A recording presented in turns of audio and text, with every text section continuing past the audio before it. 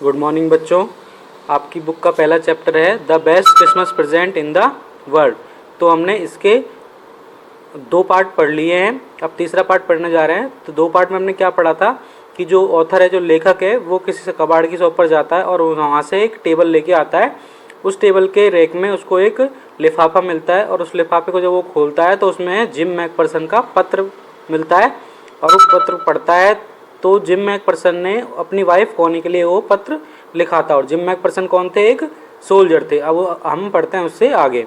I folded the letter again and slipped it carefully back into its envelope। तो मैंने folded यानी उसको वापस मोड़ के उस लेटर को और उसको केयरफुली अच्छे से उस एनवेलप में रख दिया। I kept awake all night और मैं सारी रात जागता रहा। By morning सुबह I knew what I do to do क्योंकि मुझे पता था कि मुझे सुबह क्या करना है। I drove into Bridgeport। मैं ब्रिजपोर्ट में गया। ब्रिजपोर्ट एक जगह है, just a few miles away, जो थोड़ी दूर पर है। I asked a boy walking his dog where Copper Beech was. तो मैंने एक लड़के से पूछा जो कि वहाँ कुत्ते को घुमा रहा था। Copper Beech was house number, मैंने उससे पूछा कि कॉपर बीच कहाँ है। कॉपर बीच जहाँ house number 12। Turn out to be nothing but a burn out shell. तो वहाँ पर कुछ भी नहीं था। वहाँ पर मैं गया तो वहाँ पर कुछ भी नहीं था, एक जला हुआ घर था। सेल यानी जला हुआ था। द रूफ गैपिंग, जो उसकी छतें थी वो भी टूटी फूटी थी। द विंडोज बोर्डेड अप, और जो विंडोज की खिड़कियाँ थी वो भी ऐसी झुलसी हुई थी। I knocked at the house next door and asked if anyone knew the whereabouts of Mrs McPherson. तो मैंने पड़ोसी के दरवाजे को नॉक किया, खटखटाया और उनसे पूछा कि आप मिसिज मैकपर्सन के बारे में कुछ जानते हैं। ओह यस, हाँ, said the old man his slippers in slippers. तो एक ओल्ड मैन ने कहा, जो कि स्लीपर पहने हुए था, चप्पलें पहने हुआ था। उसने कहा कि हाँ, ही न्यू हर वेल, वह उसे अच्छी तरह से जानता है। ए लवली ओल्ड लेडी, वह जो औरत थी, जो मिसिज मैकपर्सन थी, है ना, कॉनी जो थी, वो एक अच्छी लेडी थी। ही टोल्ड मी, उन्होंने मुझसे कहा कि ए बिट मडल हेडेड, लेकिन वो कंफ्यूज रहती थी। But at her age she was entitled to be, but उस एज में तो हर कोई कंफ्यूज रहता ही है। वॉजेंट सी, बिल्कुल सही कहा ना मैंने। 101 ईयर ओल्ड, और वो कितने साल की थी? 101 साल की थी। उन्होंने बताया, उस पड़ोसी ने उनको, जो ऑथर है, लेखक, उनको बताया। She had been in the house when in caught fire, जब आग लगी थी इस घर में तो वो यहीं पे थी। No one really knew how the fire, कोई नहीं जानता कि आग कैसे लगी। तो व्हेन इट कॉट फायर, जब आग लगी थी वो घर में ही थी।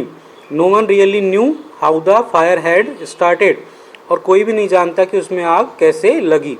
But it could well have been candles, but ऐसा लगता है, अब सुनने में आया था कि कैंडल से यानी मोमबत्तियों से आग लगी थी। She used candles rather than electricity, और वह जो थी वो इलेक्ट्रिसिटी की बजाय, बिजली की बजाय कैंडल यूज़ करना ज़्यादा अच्छा उनको लगता था। Because she always thought electricity was too expensive, उनको लगता था कि जो बिजली है वो बहुत ही महंगी है। The fireman had got her out just in time, और जो फायरमैन था, आग बुझाने वाला, वो टाइम पे आ गए थे। शिवाजी ने नर्सिंग होम नाउ, और वो अभी कहाँ है? नर्सिंग होम में। उन्होंने उनको बचा लिया और वो अभी नर्सिंग होम में है। ही टोल्ड मी, और उन्होंने मुझसे कहा, Burlington house on the Dorchester road on the side of town. वो कहाँ है? बर्लिंगटन हाउस में है, जो कि डॉर्चेस्टर रोड पे है, और on the other side of town, इस कस्बे के अपोजिट साइड में वो बर्लिंगटन हाउस है, जहाँ डॉर्सेट रोड है। तो I found Burlington House Nursing Home easily enough, तो मैंने जो बर्लिंगटन हाउस था, नर्सिंग होम था, वो मैंने आसानी से ढूंढ लिया। There were paper chains up in the hallway and a light Christmas tree stood in the corner with a lopsided angel on top. तो उस दिन, जिस दिन वो गया था लेखक वहाँ पे, तो वहाँ वो क्रिसमस का दिन था। तो उसने क्या देखा वहाँ पर कि हॉल में पेपर चेन्स यानी लगी हुई हैं, सजावट हो रखी है, लाइटिंग हो रखी है वहाँ पर, और वहाँ पर एक tree stood, Christmas tree stood होता है जिसपे बहुत सारे सितारे वगैरह लगे होते हैं ना, तो वो भी एक कोने में वहाँ पे रखा हुआ था। तो I said I was a friend come to visit, हम कहीं भी जाते हैं तो हमारा इंट्रोडक्शन देते हैं, परिचय देते हैं, तो ऐसे ही मैंने कहा कि मैं भी मिसिज मैकपर्सन का फ्रेंड हूँ जो to bring her a Christmas present, और उनके लिए क्रिसमस प्रेजेंट लेकर आया हूँ। तो I could see through into the digging room where everyone was wearing a paper hat and singing, और मैंने वहाँ चारों तरफ देखा डिगिंग रूम में कि वहाँ पर सब लोगों ने अपने ऊपर हैट लगा रखी है सिर के ऊपर और सभी गाना गा रहे हैं क्योंकि उस दिन क्रिसमस का दिन था। The matron had a hat on too and seemed happy enough to see me. जो मैट्रोन थी वहाँ की, जो मैट्रोन यानी जो नर्सेज होती है उनके ऊपर जो हेड होती है वो मैट्रोन थी, उन्होंने भी हैट लगाई हुई थी और वो मुझे देखकर काफ़ी खुश हुई।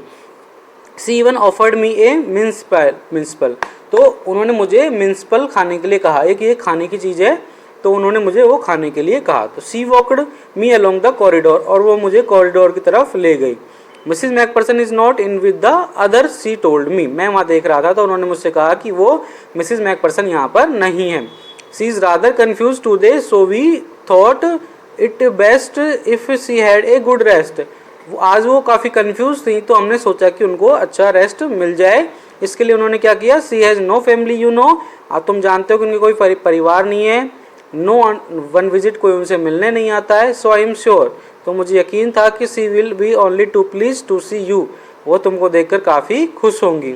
सी took me into a conservatory with wickers chair and potted plants all around and left me, और वो मुझे कंजर्वेटरी ले गई जहाँ पर, कंजर्वेटरी मीन्स होता है वहाँ पर काफ़ी सारे प्लांट्स होते हैं, पेड़ पौधे होते हैं, कुर्सियाँ लगी होती है ना, अच्छा माहौल होता है, मतलब अच्छा लगता है वहाँ पे, तो वहाँ मुझे ले गई जहाँ पर वो मिसिज मैकपर्सन थी। तो इससे आगे की कहानी अब हम आगे नेक्स्ट वीडियो में पढ़ेंगे।